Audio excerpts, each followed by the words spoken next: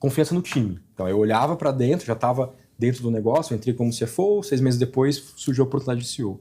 Nesse período eu tive a oportunidade de conhecer as pessoas que estavam lá. E ao conhecer as pessoas, eu tive muita clareza e muita certeza que as pessoas eram aquelas que a gente precisava para aquele desafio. O time estava na mesa já. O time estava na mesa, a gente já havia, ao longo desse período, começado a construção de uma relação de muita transparência e confiança, que eu acho que isso são pilares muito importantes para mim, e isso me deu muita tranquilidade.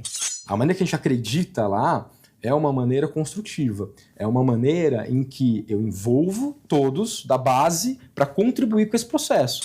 Ao cuidar de mim mesmo, eu vou ter condições de começar a cuidar dos outros. Então, a minha melhor performance no trabalho, o meu maior desenvolvimento de carreira, tudo isso aconteceu a partir do momento em que eu comecei a olhar mais para dentro. Em que eu busquei conhecimento, em que eu busquei saúde, disciplina. Você está no Varejo Cast.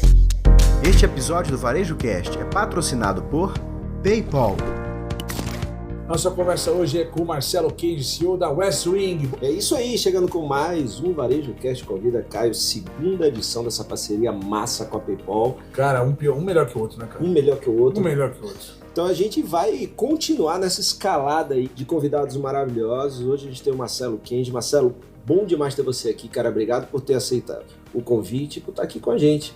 Imagina, eu que agradeço. Prazer estar aqui com vocês, pessoal. É uma história fantástica. Para quem não conhece a Westwing, Marcelo, para a gente entrar de solo e começar a entender um pouquinho, conta para nós um pouquinho dessa jornada da Westwing e dessa jornada sua com a Westwing. Poucas palavras, uma plataforma de e-commerce, de casa, decoração e lifestyle. Vai além disso, porque a gente tem um ecossistema que compõe essa plataforma. 2 plataformas de venda online, uma que a gente chama de clube, que é um modelo muito mais inspiracional, depois posso falar um pouquinho mais dele, e a outra que a gente chama de Westwing Now, que é um modelo mais tradicional de disponibilidade de estoque, compra direta que onde nasceu e a entrega. Marca? Então, a marca nasceu no clube, que é o modelo de campanhas, né? E o Now, que é o modelo mais tradicional, que compra por necessidade. E quando é campanha, é porque é uma sazonalidade, tipo uma linha exclusiva, vai sair alguns daquela linha? Como é que funciona isso? As campanhas, elas duram 5 a 7 dias apenas, cada uma delas. A gente solta 6, 7 campanhas por dia, né? Então tem uma dinâmica intensa. E são campanhas que normalmente, ou elas vão ter uma novidade, uma exclusividade, algum tipo de produto, algum tipo de marca, que não é fácil de achar em outros lugares, que a gente tem lá. Ou a gente vai ter uma grande marca com um desconto que só vale pra gente, para aquele momento, que normalmente é muito maior do que o mercado tá vendo. Então, tem sempre essas 2 frentes aí. Ou seja, no primeiro modelo a gente está falando basicamente de uma curadoria muito forte, é isso? Essa é a palavra-chave do modelo, curadoria. E o outro, ele é uma complementariedade do primeiro, porque se você está precisando comprar uma cadeira e não tiver no clube uma campanha ativa com cadeira, você não vai conseguir comprar nada. A partir do momento que eu tenho o Now, eu complemento esse momento de consumo. Então eu consigo atender esse cliente somando as 2 plataformas. O Now vem pela questão da disponibilidade aí. Disponibilidade, estoque e pegar esse momento de consumo de compra por necessidade e não por inspiração. E aí acho que compondo o ecossistema, a gente tem lojas físicas, né? A gente tem o que a gente chama Westwing Collection, que é a nossa marca própria. Então, a gente tem uma série de produtos que isso cresceu muito ao longo dos últimos anos. E a gente tem o Westwing Design. Tá? O Westwing Design ele é um serviço de decoração de interiores online. Então você consegue, com algumas interações, foto do seu ambiente, algumas medidas, entrar em contato com especialistas nossos e sair com um projeto 3D do que fazer naquele ambiente, assinado, né, com toda a nossa curadoria aportada. E tem o que a gente chama de Westlog, né, que é uma transportadora própria nossa, que a gente faz boa parte das entregas com ela para garantir nível de serviço. Até porque mobiliário tem sempre, quando é colocado uma terceira, numa logística terceirizada, tem o problema de bater, de lascar, tal, que isso no móvel, no posicionamento de mercado que vocês se colocam é inadmissível hoje, é isso? Exatamente. Acho que tem a complexidade de móveis, mas também tem a questão da diversidade de itens. Então a gente está entregando mesa e sofá a copo e talher. Não é tão simples garantir a qualidade, entrega, nível de serviço em todos esses tipos de itens que a gente trabalha. Por isso que, em alguns casos, é melhor internalizar. Né? Bom, Marcelo, primeiro ponto, assim, quando você recebeu o convite para ser CEO da Westwing, o que é que te fez aceitar esse desafio? Quanto tempo faz? E quais os principais desafios que você encontrou até agora aí nessa tua jornada? Acho que primeiro, o me conhecer o contexto do negócio e ter certeza que eu era a pessoa certa para aquele contexto, para aquele momento e que era capaz de resolver o que precisava. Acho que era a primeira reflexão. E eu acho que tem várias outras camadas que ajudam nessa decisão. Né? A primeira delas, sem dúvida, a Lina, minha esposa, que não era um contexto normal. Além de estar virando CEO, a gente estava com um recém-nascido em casa, de um mês de vida, nosso segundo filho. Minha esposa, ela é empresária, dona de empresa de consultoria, enfim, com uma dinâmica de vida muito acelerada. Então era uma decisão que eu sabia que eu ia demandar muito mais tempo meu para o trabalho e que eu ia necessariamente precisar de apoio. Você precisa mergulhar. Vai ter que deixar o outro lado sem apoio. É isso. E é uma coisa que eu cuido muito na minha vida, equilibrar bem esses pilares. Então era um desafio, então eu precisava desse apoio. Então acho que esse foi o primeiro ponto, assim, a primeira conversa. E ela, enfim, me apoia em absolutamente tudo que eu faço, e eu a ela, então acho que isso foi vencido fácil. No segundo momento, confiança no time. Então eu olhava para dentro, já estava dentro do negócio, eu entrei como CFO, 6 meses depois surgiu a oportunidade de CEO.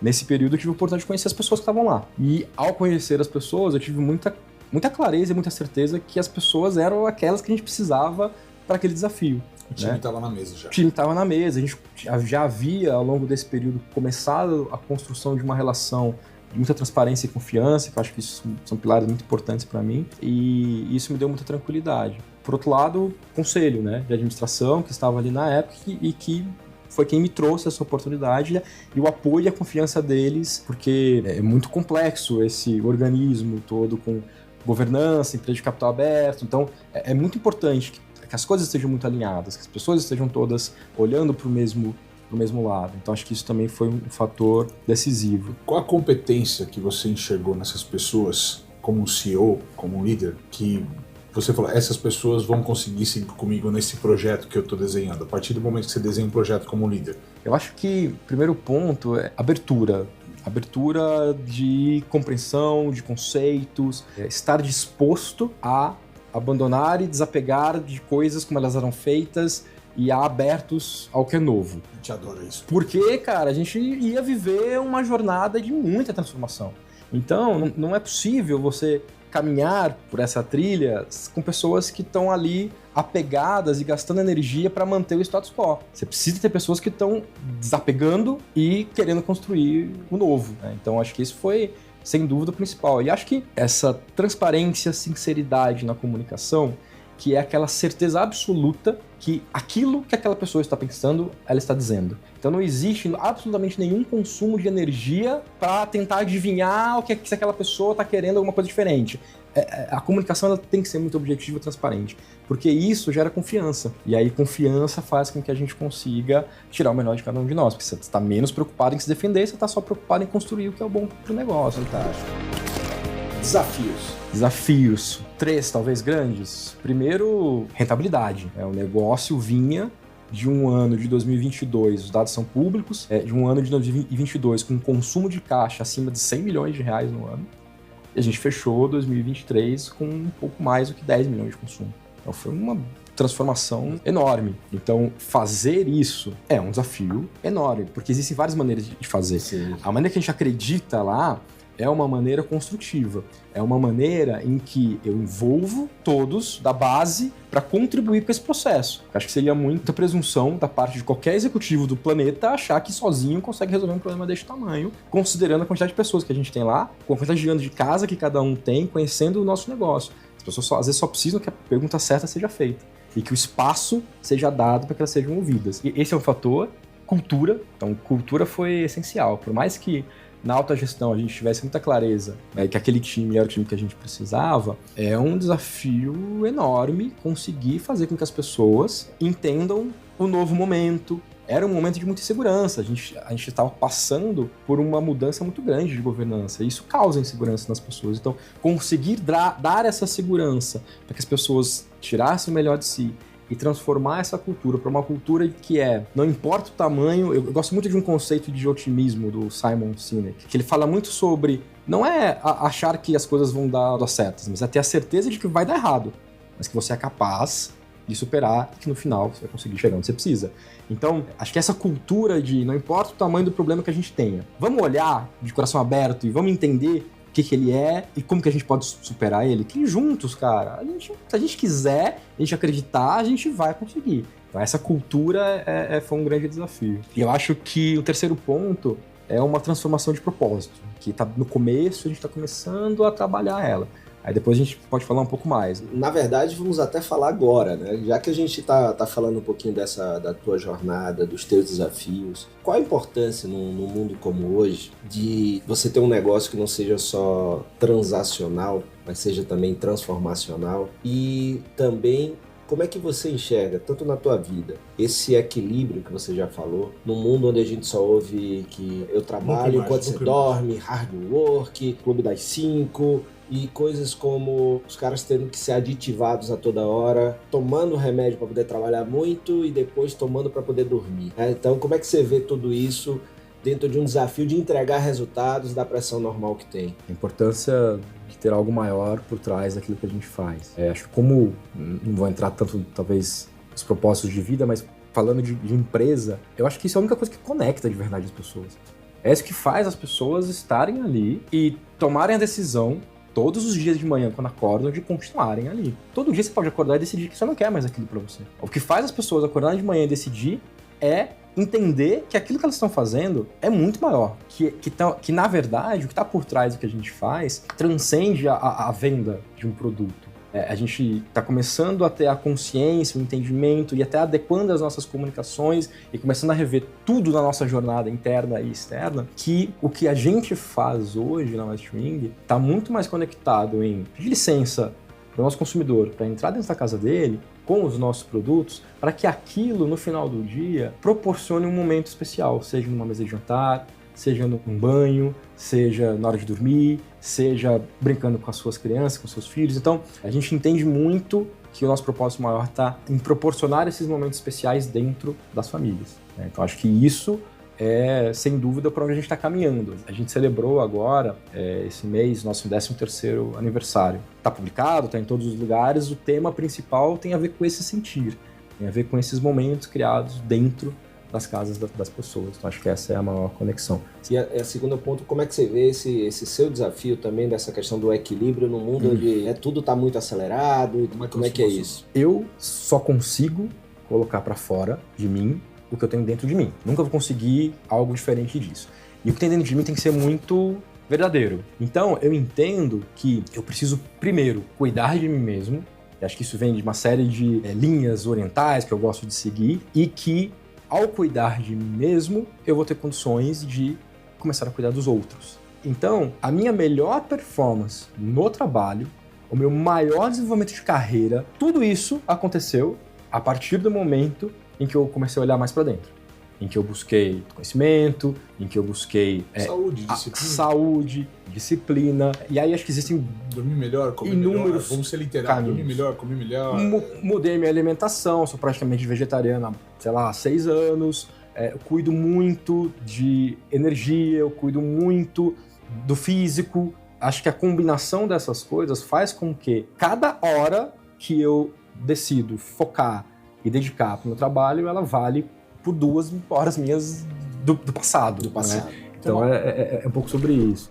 Há uns anos atrás, eu li um artigo lá da Harvard Business Review e tal, super bacana, mas que fala muito desse mundo corporativo com o mundo esportivo. Isso um atleta, um jogador de alta performance, o Messi jogando bola, né? Ou o Cristiano Ronaldo jogando bola. Cara, um dia antes de uma Copa do Mundo, um dia antes de uma final de jogo, esse cara não vai comer uma feijoada, esse cara não vai encher a cara, né? Até acontece no futebol, tem os milagres, né? Mas o fato é que, assim, um atleta, para ele poder ter o melhor rendimento no momento onde ele é mais esperado, ele precisa estar disciplinado. E a gente vê no mundo corporativo o contrário. No momento que a gente mais precisa de uma decisão, no momento que a gente mais precisa do empenho do líder, é onde o cara tá estressado, dormindo mal, comendo mal, assim, totalmente desregrado e tentando entregar o melhor de performance. Ou seja, é uma antítese, né? É uma antítese no final do dia, né? Eu li uma frase do presidente da Hurley, ele estava falando que, olha, a gente trabalha aqui para ser silenciosa por dentro e barulhenta por fora. Então esse negócio de ser uma empresa mais calma dentro e o barulho é feito para o mercado, né? Faz sentido isso aí? Cada negócio, obviamente, vai ter a sua dinâmica, mas eu acho que o silêncio na forma de inteligência emocional, na forma de respeito, na forma... É isso. Forma de calma. É isso. Porque como é que eu vou tirar o melhor de mim no momento decisivo de tomada de decisão, no momento de resolver um problema, no momento de orientar alguém na equipe, se não estiver bem? É isso. Não vai, simplesmente não vai. Então acho que tem que ter muita... E essa palavra, pra mim, ela é a mais forte de todas, talvez grandes aprendizados desses últimos anos, que é a disciplina. Porque a disciplina, a exemplo, me proponho a não comer mais açúcar. O poder da disciplina não tá em você parar de comer açúcar, mas tá em você dizer pra você mesmo que você é capaz de decidir o que você quer fazer. Porque se você é capaz de decidir não comer açúcar, você é capaz de resolver qualquer problema que você se proponha a resolver. Por isso que Renato Russo dizia que disciplina é liberdade. É verdade. Faz sentido. Faz sentido, olha, talvez eu não tinha pensado nisso. Falei, você tem que total razão, cara. Cara, mas tem uma coisa que a gente vê, se estão no mercado, né, altamente competitivo, né? Quando a gente fala mercado de imóveis, principalmente no digital, você tem uma série de players, uma série de questões ali. E vocês, assim, tem plataformas online que foram para loja física, plataformas físicas que foram mais para online. Vocês tiveram a coragem de ir para o mundo físico e também a coragem de voltar atrás nesse processo, assim como muitas marcas resolveram atrás. Conta pra gente essa jornada de aprendizado. O que deu certo, o que falhou, por que falhou. Existia uma lógica, um projeto, né, muito bem pensado e que fazia muito sentido para o contexto. Na época em que a empresa foi pro IPO, todo o material do prospecto apontava para isso. E fazia muito sentido o tamanho do mercado e o contexto que existia na época. Criar mais experiência, aumentar categorias, ampliar, né, a quantidade de categorias com que a gente trabalhava, aumentar a experiência no físico. Acho que tinha uma série de alavancas de crescimento que o negócio se propôs a fazer. E a empresa simplesmente começou. No dia seguinte, já estava completamente acelerada. Não estava na Westwing nesse momento, mas eu sei que foi exatamente isso que aconteceu. E muita coisa aconteceu exatamente como foi proposto. Era para abrir loja, era para aumentar a categoria, aumentou. Então, aquilo que foi combinado foi feito. O grande ponto é que entendia-se que o pico da pandemia ele ia simplesmente deixar de ser um pico e voltar a ter um crescimento normal, quando na verdade veio uma ressaca no setor de casa e decoração enorme, todas as empresas do setor sentiram a mesma coisa. Adiantou muito o consumo, né? As pessoas em casa adiantaram muito. Foi isso, foi uma antecipação de consumo, basicamente, e a ressaca veio na sequência. E para um negócio que estava se estruturando para continuar crescendo, essa ressaca ela é muito complicada de lidar. E aí foi nesse momento que o negócio começou a consumir muito caixa e que precisou mudar completamente o caminho, porque a crença de que o mercado vai voltar e o faturamento vai voltar deixou de existir, ficou claro para todo mundo que isso não ia mais acontecer e não fazia sentido o negócio continuado com o tamanho que estava, com o faturamento que tinha. Então precisava necessariamente recalibrar. É importante que você comece numa cadeira de financeiro, ou seja, você já começa com essa disciplina logo de cara, né? É isso. Se uma cadeira de marketing talvez fosse outra visão. É isso. Acho que minhas experiências passadas sempre foram muito focadas com isso, então acho que essa bagagem já cheguei logo no começo focado nisso. Embora o cara emocional, né, uma bagagem emocional. Bom ponto. Esse foi o grande desafio. Então, não é uma decisão fácil. Quando você tem um ano que abriu uma loja e investiu para aquilo, tomar a decisão de fechar a loja. E tudo ativo que foi colocado ali. Tem vários conceitos econômicos, financeiros, enfim, que nos ajudam a tomar essa decisão, mas pensando no sentimental, não é um negócio fácil. É um passo atrás. É um passo atrás. E eu acho que o principal foi como eu comentei, a equipe com a cabeça aberta para olhar e falar, tá bom, erramos. Vamos corrigir rápido, porque cada mês que a gente demora é um mês a mais que essa loja consome caixa. Essa coragem. Vamos rápido. E fomos. É isso. Isso é muito raro no mercado, né? Porque a gente vê muito mais as pessoas insistindo, dependendo do tamanho da empresa, às vezes tem a vaidade, né? Senão vão achar que... Mas essa agilidade faz com que você possa redirecionar o negócio muito rápido e fazer ele seguir naquilo que está dando resultado, né, Marcelo? Eu particularmente já vi muitos negócios bons caírem por terra por vaidade de ego das pessoas. Então, o ser humano tem que ter cuidado com isso, porque se não tiver, começa a insistir num caminho errado. E esse lado de ter um CFO como CEO ajuda demais, né? É isso. No momento que do negócio, era o que precisava. No final do dia, o Excel é o que conta. O Excel ajuda a orientar e aí o que você faz ali na prática, na vida real ali Nós vamos eu brincava que varejo é a última linha do Excel. Se tá dando ruim lá embaixo, alguma coisa precisa ser feita. E a gente tinha pessoas lá que entraram para abrir 60 lojas. E de repente tiveram que fechar 6. Pessoas que entraram lá para abrir um segundo CD. E a gente tá usando a metade do nosso CD hoje sublocado, né? Todos dados públicos, enfim. Então, é desse tipo de mudança de mentalidade que as pessoas tiveram que Isso passar. É um aprendizado absurdo, porque, por exemplo, 6 é mais fácil do que 60, né? Caso não dê certo. E tem gente que vai empurrando e tomar a decisão depois, ela não só é mais difícil, como é mais onerosa também, né? Então, vocês tomaram quando eu tava ali no início. Marcelo, falando de tecnologia, cara, vocês como nativos digitais, né, começaram aí no mundo digital, como é que você vê a tecnologia? Que tecnologias vocês usam hoje, tanto para ajudar na retaguarda, quanto também na experiência do cliente? Legal. Vamos, talvez, o mais relevante, né? Acho que é importante colocar que o Westwing, desde sempre, talvez por ter nascido digital, sempre esteve à frente em questões tecnológicas em vários aspectos, tá? Então, ao longo dessa jornada de 13 anos da empresa, eu vejo até hoje, recentemente, muitas empresas anunciando que estão estruturando dados. Tem isso, há muitos anos. Então, acho que, sem dúvida, a tecnologia é importante, sempre foi, e a companhia sempre esteve à frente em relação a isso. Mais recente, não tem como falar disso e não falar de AI. Eu acho que AI, ela tem o lado óbvio da produtividade, ela tem da assertividade na comunicação com o consumidor. Acho importante sempre olhar para contrapontos disso. Eu gosto muito de um documento do Yuval Harari, escritor famoso, que fala muito sobre os cuidados que a gente tem que ter na adoção dessa inteligência artificial. Então, acho que é importante sempre pautar nossas decisões. Ele é extremamente receoso, ele é extremamente temeroso com o futuro. Exato. Acho que tem que sempre olhar os dois lados, tá? No entanto, faz sentido para o negócio hoje, tecnologia faz sentido, AI faz sentido. Como é que a gente está nisso? A gente está muito bem evoluído e muito maduro, tá? Em geração de texto e em geração de imagem hoje. Então, acho que essas são duas coisas que trouxeram uma produtividade enorme e ajudaram muito o negócio, né? Seja em SEO, seja em qualidade e até volumetria de geração de imagem e conteúdo. No contexto geral. Produtividade, que a gente fala que hoje, ferramenta de IA, hoje principalmente é produtividade, competitividade, é outra história. É isso. E eu acho que o que a gente tá... Obviamente tem várias outras frentes mais simples, né? Codificação, cadastro de itens. Tem várias ferramentas de AI voltadas para isso.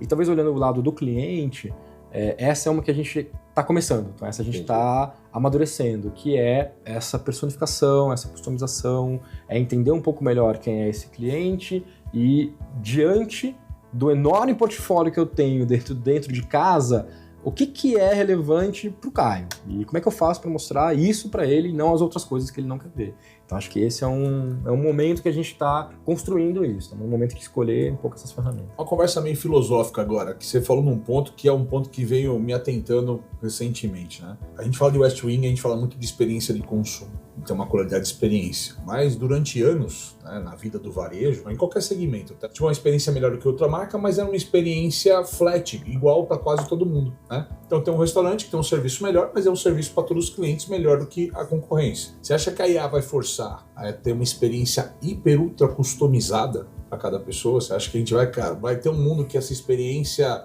por melhor que seja, mas a experiência flat padronizada, ela tem dias contados? Ela vai acabar sendo cada vez mais forçada a ser hiperpersonalização. Hiperpersonalização da experiência? Eu acho que existem algumas coisas que vão sempre ser respeitadas, né? E que, quando não são, o negócio perde um pouco a mão. Que é, eu estou disposto a me personalizar e customizar? Sim, desde que eu não perca a minha identidade como empresa, como negócio, como aquilo a razão pela qual eu existo. Porque a partir do momento em que eu entro no hiper, talvez eu esteja aceitando fazer coisas que não combinam com a minha marca. Perfeito. E aí eu acho que ultrapassa um limite. Aí é o limite. Aí exato. Legal. Na minha opinião, hoje, sim. Talvez Isso é uma visão. daqui a um mês vai ser diferente, mas hoje eu penso perfeito. assim. Eu concordo com o que você está falando. Você também não pode abrir e mudar sua empresa. Tudo, né? Aí, falando nisso, o Caio trouxe esse elemento da IA, mas dentro da tua experiência, para onde é que você acha? Quais são as principais tendências nesse segmento? Decoração, móveis, o que é que você está vendo de mudança no comportamento do consumidor? Para onde é que está indo? Legal. Acho que podemos falar, acho que talvez nem seja melhor pessoa para falar disso, a gente tem muita gente mais gabaritada, mas sobre tendência, setor, acho que a gente tem duas coisas que a gente chama um pouco a nossa atenção nesse momento. A gente percebe um ambiente em casa sendo muito mais multi-seres, né? Que você tem ali o ser humano, plantas, animais. Então, é diferente você construir uma casa pensando nessa complexidade. Então, acho que isso é um... Não tinha pensado nisso. Olha que a gente fala muito disso. Então, acho que isso é um ponto. E acho que tem uma outra que é multigeracional, né? Que você tem pessoas de idades... Todas as gerações. Sempre teve, mas acho que talvez a gente esteja dando um pouco mais de atenção para isso agora. De muitas gerações dentro de uma mesma casa. Tinha uma geração principal, dominante em cima das demais. Tem casa com baby boomer até geração alfa dentro de casa. E cada um com seu espaço. Cada um com seu espaço, com seu estilo, com suas necessidades. Então, acho que essas são duas coisas fortes. Né? O que, transcendendo um pouco o setor e indo um pouco mais para consumo, para consumidor, a humanidade passou e tem passado por umas coisas mais difíceis esses últimos anos, né? A tendência é complicar um pouquinho mais, né? A pandemia, cara, a gente tá com um monte de guerra instaurada no mundo, né? Clima. Então, o que isso traz no ser humano? Isso traz insegurança, isso traz medo, isso traz... E nesse momento, voltando pro nosso setor, a casa ganha um novo papel. Que a casa é sua fortaleza. A casa é seu porto seguro. Cacetada, velho. Entendeu? Então, se eu consigo entender o papel que essa casa, que esse lar passa a ter na vida dessas pessoas e começa a me posicionar como um negócio para ajudar a estar lá dentro daquela casa, criar os momentos que a pessoa quer ser criada, é aí que a coisa fecha. Então, na minha visão de grandes tendências, é isso. A gente pode falar que dentro desse grupo de insegurança, você vai ter vários subgrupos. Não vou trazer todos aqui que a gente conversa, mas, por exemplo, tem um grupo que enxergou o que aconteceu na pandemia. Muita gente perdeu pessoas próximas. Sim. O que acontece quando a gente vive isso? É uma valorização maior do seu tempo. Então, peraí, se meu tempo pode acabar a qualquer momento, eu quero cuidar melhor dele. Então, como é que eu traduzo o que eu faço como empresa para atender essa necessidade de pessoas que estão querendo valorizar mais o seu tempo? Então, talvez eu tenha que mudar algumas coisas de produto, porque eu não estou transformando o meu propósito, a minha razão de existir. Eu estou mudando o que eu estou fazendo. Você realiza o propósito. E o que. Né? Então, ajustar um pouco, tá bom, então talvez eu tenha que lançar campanhas mais voltadas para autocuidado, beleza, cosméticos, academia, roupas para academia, porque eu estou trazendo a pessoa para cuidar mais de si mesmo. Esse pode ser um gesto. E aí tem vários outros subgrupos que a gente gosta de trabalhar e entender lá dentro. Mas esse ponto que você trouxe agora, Marcelo, eu acho que é uma visão muito legal, né, Caio? Porque depois da pandemia veio aquele movimento, as pessoas agora querem ir para o ar livre. Porém, fica aquele negócio de, cara, vou para o ar livre, mas a insegurança... Né? Eu vou lá, uma hora eu volto para casa. Exato. Eu tenho o segundo ambiente de qualquer forma. Por mais mas tem gente que tá, mesmo assim, saindo menos e ficando mais em casa, exatamente porque cada saída de casa é um risco. Pensa você, quando você entra num elevador, estiver cheio de gente, você não sente um pouquinho de incômodo ainda, porque você tá vendo que as pessoas não estão de máscaras? E se a pessoa dá um espirro sente um pouco. E se a pessoa espirra dentro do elevador, você fica maluco, avião, cara. Alguém espirra no avião, no avião. Tá maluco do céu. Tanto é que você vê uma coisa que você não via antes da pandemia, que a gente ainda hoje usando máscaras na rua, sim, ou no avião, em lugares que elas se sentem ameaçadas. Estamos numa situação atípica, no dia de hoje, inclusive, que a gente está gravando aqui, que tem essa situação de fumaça e tal. Você vai andar pela Paulista, onde a gente está gravando aqui hoje, tem uma série de pessoas andando pela calçada hoje com máscara, por conta do efeito de poluição. Antes da pandemia era irreal, a gente só via isso acontecer na Ásia, etc. Tal. A gente achava esquisito e tudo mais, e hoje virou um novo normal. Amigo Fred, essa conversa é outra daquelas conversas, parece que a gente tá repetindo, parece que faz spoiler script, mas toda conversa a gente fala a mesma coisa, dá vontade de ficar 1 hora, 2 horas conversando aqui, né, cara? Tem papo demais. Bom demais. Te monta a pergunta, eu fico bravo que a gente monta a pauta, a gente não chega em metade da pauta que a gente quer conversar, tanto que a gente dialoga aqui. Não, mas, pô, Marcelo, bom demais, cara, ter você aqui. O papo foi massa. O autor que o Marcelo citou aí, o nosso querido Yannis, vai botar no descritivo do podcast para você ter acesso, entender um pouquinho da visão do Haral sobre tecnologia, seus impactos, né? Preocupações que você tem que ter, isso, que é legal. Muito bacana, então se liga aí porque é uma dica muito massa do Marcelo. Marcelo, muito obrigado, cara. Imagina, gente, eu que agradeço a oportunidade, fico feliz em compartilhar essas mensagens que eu acho que são importantes para todo mundo. Necessárias, significativas, tenho certeza que a gente tocou bastante líderes nessa conversa, ou pessoas aí designadas na liderança em cima dessa conversa, e para você... te encerra mais esse episódio fantástico aqui desse Varejo Cast Convite especial PayPal. Lembrando, você toda quarta-feira tem episódio novo, um episódio melhor que o outro e muita coisa ainda pra vir, certo, Fred? É isso aí, então se liga no próximo episódio e se você gostou, que eu tenho certeza que você não gostou, você amou esse papo aqui com o Marcelo, compartilha com mais pessoas para que mais pessoas tenham acesso a essa mensagem tão necessária no mundo de hoje. Valeu e até o próximo episódio. É massa. Compradores, aumentar a taxa de conversão do seu e-commerce e atingir novos mercados? Então você precisa conhecer a solução do PayPal para empresas. Torne a experiência de compra online mais rápida e eficiente. Permita que seus clientes estejam à frente das tendências do mercado e proteja seu negócio com uma solução mais segura e fácil de usar. Empresas e consumidores no mundo todo usam PayPal. São mais de 400 milhões de clientes ativos globalmente, em mais de 200 mercados, confiando em uma experiência de mais de 20 anos. PayPal, muito mais que uma carteira. Acesse o site www.paypal.com/br e descubra como o PayPal pode ajudar o seu negócio a crescer. Ah, e não esquece de mencionar que você ouviu a chamada aqui no Varejo Cast. Você assistiu Varejo Cast. Saiba mais sobre o Varejo Cast e nossos patrocinadores acessando os links na descrição deste episódio. Seja você também um dos nossos patrocinadores. Entre em contato com o nosso departamento comercial. Tem link aí na legenda. Este Varejo Cast foi editado por Yannis Maciel.